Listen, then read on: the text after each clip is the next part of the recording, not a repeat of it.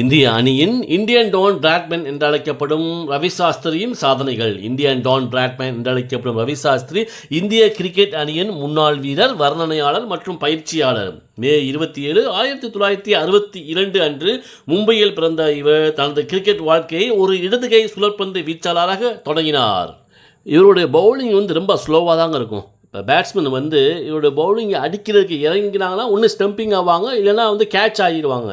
ஏன்னா அதாவது மீனவர்கள் கடலில் வலையை விரித்து காத்துக்கிட்டு இருக்க மாதிரி தான் மற்ற இவர் இறக்கி விட்டு ஃபீல்டிங்லாம் செட் பண்ணி அழகாக கேட்ச் பண்ணிடுவாங்க, இல்லை ஸ்டம்பிங் பண்ணிடுவாங்க.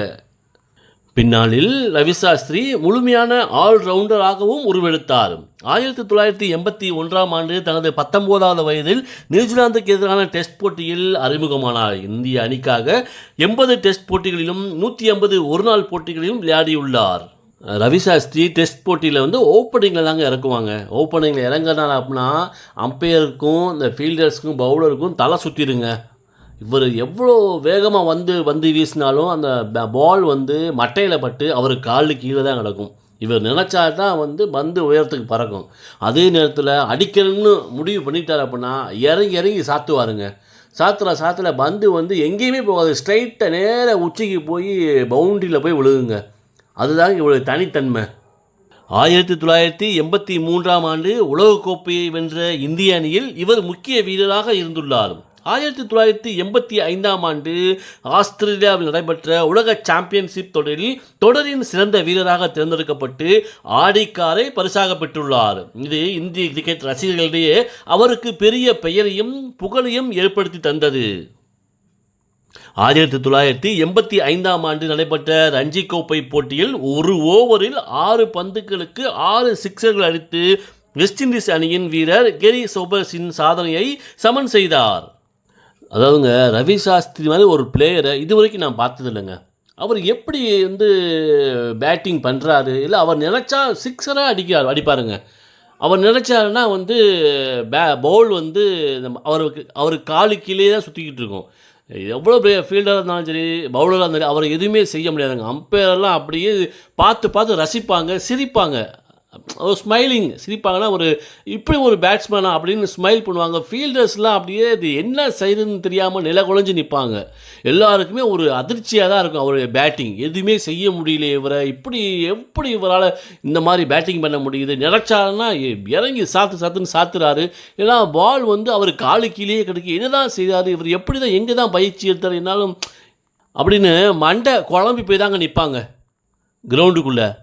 1983 ஆண்டின் உலகக்கோப்பையில் 8 போட்டிகளில் விளையாடி 4 விக்கெட்டுகளை வீழ்த்தியுள்ளார்.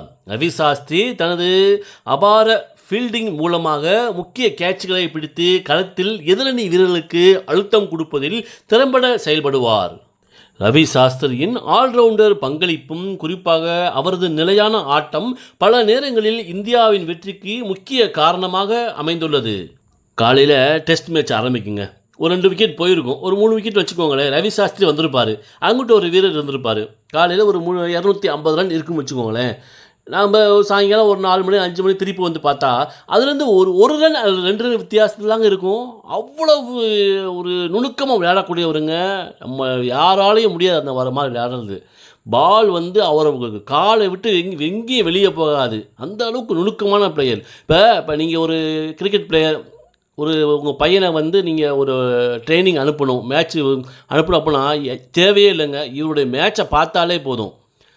அந்தளவுக்கு நுணுக்கமான பயிற்சி கிடச்சிடும் அவங்களுக்கு. அந்தளவுக்கு சூப்பரான பிளேயருங்க அவர்.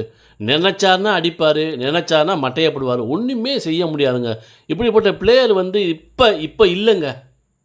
காயம் காரணமாக ரவி சாஸ்திரி தனது 32வது வயதில் 1994 ஆண்டு சர்வதேச கிரிக்கெட்டில் இருந்து ஓய்வு பெற்றார்.